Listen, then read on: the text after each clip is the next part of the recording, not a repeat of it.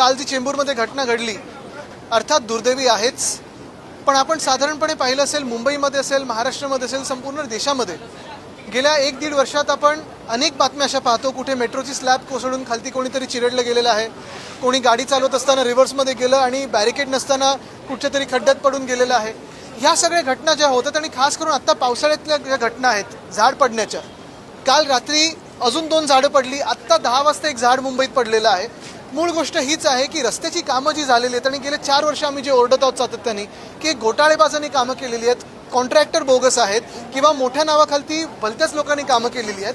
जर झाडाच्या अवतीभोवती तुम्ही पूर्णपणे कॉन्क्रिटीकरण केलं, झाडाला मोकळा श्वास घ्यायला जागाच दिली नाही, त्याची मुळं ही देखील कॉन्क्रीटमध्ये आणली, तर दुर्दैवाने ह्या घटना ज्या काल परवाकडे घडलेल्या आहेत ह्या वाढत जातील. हे आम्ही सातत्याने बोलत आलेलो आहोत. इनफॅक्ट आम्ही जिथे जिथे रस्त्याचे व्हिजिट्स केलेले आहेत तिथे महानगरपालिकेच्या अधिकाऱ्यांनी देखील बोलून दाखवलेलं आहे की ह्या घटना घडू शकतात. पण जे मॉन्सून पूर्वीची कामं आहेत, मग त्याच्यात ट्रिमिंग असेल, कॉन्क्रीटनी पूर्ण मुळाच्या अवतीभोवती विळखा घातला नाही ना हे बघणं असेल, किंवा पाणी साचणार नाही हे बघणं असेल, हे सगळं सोडून जसं मी सांगितलं की मुंबईच्या महापौर ह्या बांगलादेशमध्ये काय चाललंय, ढाक्यामध्ये काय चाललंय त्याच्यावरच जास्ती लक्ष आहेत, मुंबईच्या कामाकडे नाही आहे.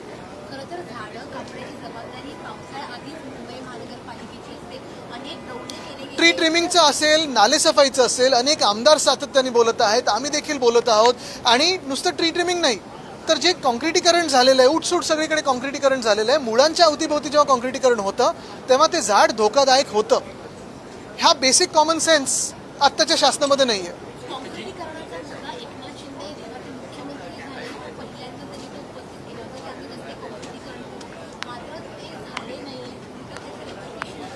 बेसिक गोष्ट अशी की त्यांचीच मुळं कुठच्या पक्षात आहेत ही खोलपर्यंत गेलीच नाही आहेत, नुसतं पैशांमध्ये बुडलेली आहेत. कॉन्ट्रॅक्टरांच्या पैशांमध्ये बुडलेली ह्यांची सगळी जी मुळं आहेत ती आता तुम्हाला दिसते की ती झाड त्यांचं नाजूक आहे, बाहेरून सपोर्ट घ्यायला लागतोय, बाहेरून त्यांना अजून बांबू लावून घ्यायला लागतो त्यांच्याच भाषेत.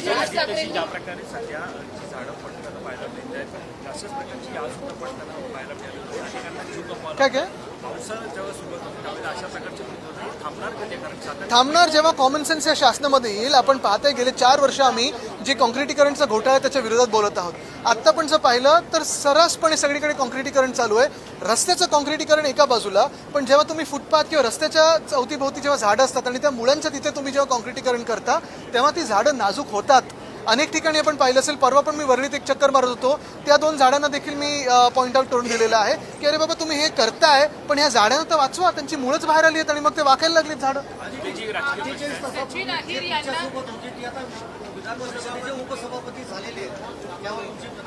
त्याच्यात प्रतिक्रिया काय महत्वाची गोष्ट म्हणजे मिंदेंच्या पक्षामध्ये जे खूप इच्छुक होते, आता त्याच्यात कॅटेगरीज आहेत, ज्युनियर गद्दार कोण, सिनियर गद्दार कोण, सुपर सिनियर गद्दार कोण.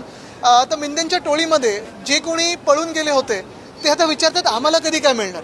पण परत एकदा मी तुम्हाला महत्त्वाच्या प्रश्नावर आणतो, हे सगळे जरी होत असेल तरी अनेक या राज्यामध्ये भाजपचे कार्यकर्ते आहेत, संघाचे कार्यकर्ते आहेत, त्यांनी पूर्ण जीवदान आपलं पूर्ण जीवन भाजपला अर्पित करून टाकलं होतं.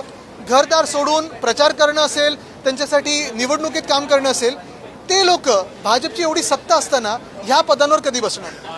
म्हणजे आता तर तिसऱ्या पक्षातून आणलं.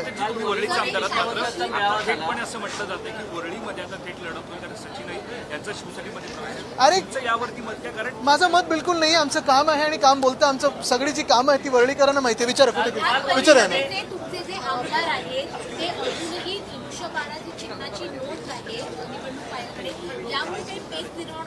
मला वाटतं एक महत्त्वाचं निवडणूक आयोग असेल किंवा सर्वोच्च न्यायालय असेल, पूर्ण आदर ठेवून आम्ही हेच सांगत आहोत की जे आमच्यासोबत झालं त्यानंतर राष्ट्रवादी काँग्रेससोबत झालं, आम आदमी पार्टीसोबत झालं, TMC सोबत झालेलं आहे आणि इतर पक्षांसोबत होऊ शकतं.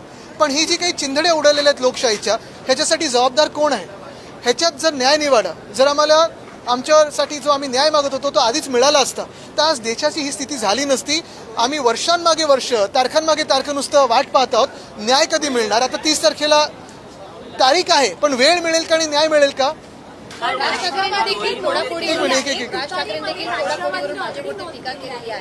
त्यांचं म्हणणं आहे की पत्त्यांचा आता एक बंगला बांधला जातोय, सगळ्यात खालचा पत्ता मोदी आहे, ते जर एकदा निघाले की सगळे पत्ते खाली पडतील, बंगला सुद्धा बुडेल. कसं? मुख्य गोष्ट हीच आहे, ते बोलतात ते एकदम अर्थात बरोबरच आहे, त्यांचं रीडिंग तर तुम्हाला माहितीच आहे. पण त्याच सोबत जे ऑपरेशन देवेंद्र चालू आहे ह्या महाराष्ट्रामध्ये, ते महाराष्ट्रालाच काय देशाला खूप धोकादायक आहे. कारण जी काही एक राजकीय अस्थिरता निर्माण झालेली आहे आपल्या राज्यामध्ये, तुम्ही पहा, तुम्ही साधे नागरिक म्हणून, आता तुम्ही एक मिनिटं पत्रकार आहात, मनातून विसरून जा, आम्ही राजकारणी लोक विसरून जा, पण नागरिक म्हणून जे काही या राज्यामध्ये चाललंय, पक्षांची तोडफोड असेल, पैसे देऊन आमदार विकत घेणं असेल, निर्लज्जपणे ह्या आज बॅनरवर उद्या त्या बॅनरवर माझ्यासोबतच तुमच्यासोबत, हा जो काही निर्लज्जपणा चालला, ही जी काही चोरी चालली आहे, किती राजकारण करायचं, काय त्याला पातळी आहे की नाही, किती खालती जायचं त्याला काही पातळी आहे की नाही.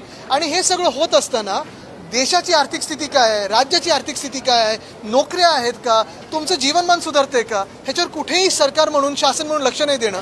कालच जी घटना घडलेली आहे, एका 11 वर्षाचं मुलाचं जीव गेलेला आहे, पण कुठेही काही चर्चा नाही, नुसतं हंगामा करायचा, आमदार विकत घ्यायचे, पक्ष फोडायचे, हे घाणेरडं राजकारण मिंदेंच्या टोळीने असेल किंवा भाजपने सुरू केलेलं आहे.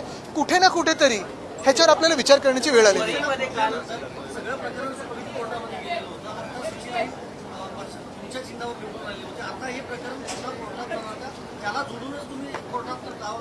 आता 30 तारखेची वेळ तर बघा, आता थोडी वाट मेळावा पार पडला. सुनील शिंदे होते, किशोरी पेडणेकर होत्या, जवळपास 500 अधिक कार्यकर्ते होते, पण काही कार्यकर्ते सचिन हेरेसोबत जातील देखील आता बोललं जातंय. कसं तुम्ही पुनर्बांधणीवर इच्छा करणार? अरे बोललं तर त्याच्यावर आमचे लक्ष नाहीये. मुख्य गोष्ट हीच आहे की संपूर्ण महाराष्ट्रामध्ये आपण आत्ताचा पण दौरा पाहिला असाल, जे जनता आहे ती उद्धव बाळासाहेब ठाकरे या नावावर विश्वास ठेवते. असं आहे की पुढची निवडणूक ही सचिन हेरे विरुद्ध आदित्य ठाकरे होईल, काय कसं? जाऊ दे, त्यांचा कालचा मेसेज थोडा वेगळा होता, पण मुख्य गोष्ट हीच आहे की लढो अथवा न लढो, आमच्या कामावर विश्वास आहे, आमच्या पक्षावर विश्वास आहे आणि जनतेवर विश्वास आहे. मुख्य गोष्ट हीच आहे की तुम्हाला परत एकदा मी एका महत्त्वाच्या विषयावर आणतो की हे सगळं होत असताना जे आमदार किंवा जे खासदार आज मिंदेंसोबत जात आहेत किंवा भाजपसोबत जात आहेत, त्यांनी जनतेला फक्त एवढं उत्तर द्यावं की जे अयोध्या लुटत आहेत, जे उज्जैनची भूमी लुटत आहेत, तुम्ही त्यांच्या मांडीला मांडी लावून कसे बसू शकता. हे इंग्लिश पण आत्ताच विचारा, नंतर बाहेर नको थांबलेत तिथे. आदित्यजी, महापालिकेमध्ये आणखी एक भ्रष्टाचार समोर आलेला आहे. ट्रॅश बूम प्रणालीमध्ये घोटाळा होत असल्याचं समोर आलेला आहे. जो समुद्रकिनारी ढीक असतो त्यामध्ये अधिकारी आणि जे कर्मचारी आहेत मोठ्या प्रमाणामध्ये भ्रष्टाचार करत असल्याचं समोर आलं. भ्रष्टाचाराची अनेक प्रकरणं आम्ही लोकांसमोर आणलेली आहेत, पण ह्या शासनामध्ये जर भ्रष्टाचार तुम्ही केला, भाजपच्या सत्तेत जर तुम्ही भ्रष्टाचार केला, तर तुम्हाला मंत्री बनायला किंवा मुख्यमंत्री बनायला अधिकची संधी असते. तर त्या अधिकाऱ्यांनी लवकरात लवकर भाजपाच्या वॉशिंग मशीनमध्ये ॲप्लिकेशन द्यावं. ते कदाचित ऑपरेशन देवेंद्र फडणवीस नंतर मुख्यमंत्री बनू शकतील. त्याच्यावर मी असं पत्र आता अध्यक्षांना मी लिहिणार आहे, कारण हा सायबर क्राईम आहे. आमदारांचं स्वतःचं फेशियल रेकग्निशनसाठी कुठेही कन्सेंट न घेता तुम्ही आमचं फेसेस म्हणजे आमचे चेहरे वापरलेले आहात, त्याच्यावरनं फेशियल रेकग्निशन करतात, पण उद्या जर ह्याचा डीप फेक झाला किंवा कोणाचा बँक अकाउंट किंवा कोणाचा फोन हॅक झाला, तर ह्याला जबाबदार कोण असतील? अध्यक्ष असतील का, ज्यांनी निर्णय घेतला, की कुठच्या कंपनीकडे आहे, फायरवॉल काय लावलं तुम्ही, पासकोड काय लावले, सिक्युरिटी काय, ह्याच्यावर खरं तर हे सायबर क्राईम आहे मोठं.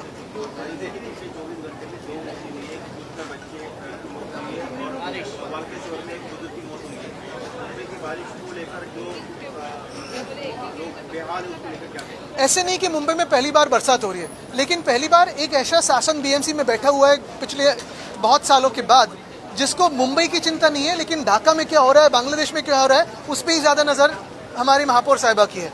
और यही बात दुर्भाग्यपूर्ण है कि वो हम जो पहले से बताते आए थे, हमारे जो एक्सपीरियंस है उनसे बताते आ रहे थे, कोई ना कोई तो सीख ले. रास्तों के काम कैसे होने चाहिए, सेफ स्टेज पे कैसे लाते हैं, या ये जो कल की घटना है वो कैसे ना हुए, लेकिन इनका ध्यान पूरा राजनीति कैसे हो, पोलराइजेशन कैसे हो, उसी पे है.